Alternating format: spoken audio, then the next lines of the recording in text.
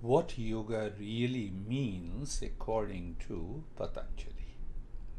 But Patanjali has written 195 sutras. Sutras means formulas or zip file, compressed file. He has written all the sutras in a symbolic form, how to know what it means. So one great master, Vyasa, has written a commentary. Vyasa is known as authority. And another guy, Vachaspati Mishra, and the Bhoj. So we are having 3 commentaries on Yoga Sutra. You, me, anyone can write a commentary, but those people who lived and who realized the highest state of meditation, they are known as enlightened people. If they have written, it must be right. So we can compare what is the right and the wrong notion about yoga based on the commentary. The first sutra, the Patanjali says, Ath Yoga Anushashanam. So what they have done, these commentators have written meaning and the detailed explanation of every word. Ath, first word, Yog, second, Anushashanam. Ath Yog Anushashanam. Or we can say 4 words. Ath Yog Anu plus Sashanam. But when we go to the root of yoga, it has multiple meanings. It may mean union, but it also means samadhi, a meditative state, or some samyam.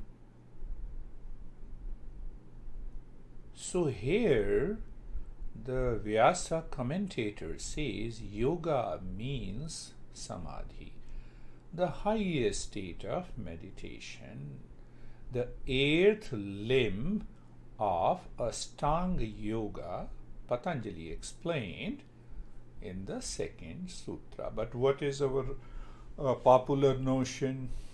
Doing physical practices, asanas, doing breathing practices, pranayama, doing some mudras, demonstrating the difficult postures. Advanced yoga means advanced postures. So that is a popular notion of yoga. Can I reach to success on the path of yoga by a popular notion of yoga? Yes, we can reach to a popular result.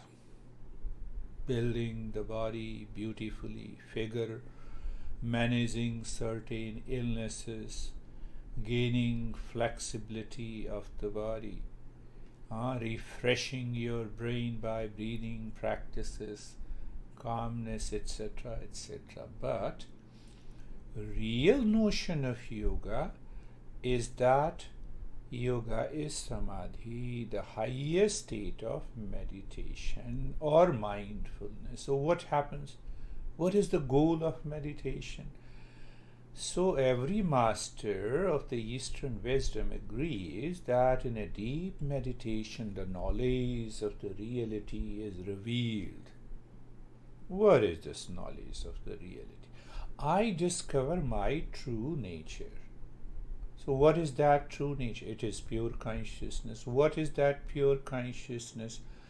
It has 5 attributes: pure awareness, truth consciousness, permanent happiness, love, and wisdom. Yoga is samadhi. That is the way our great masters have passed on this wisdom. So it is more important to understand what exactly is the right notion about this tradition based on the text and teachings of our great masters. First thing. And once we have a right understanding with the right notion, we also understand that what exactly is the goal, the purpose of doing the yoga.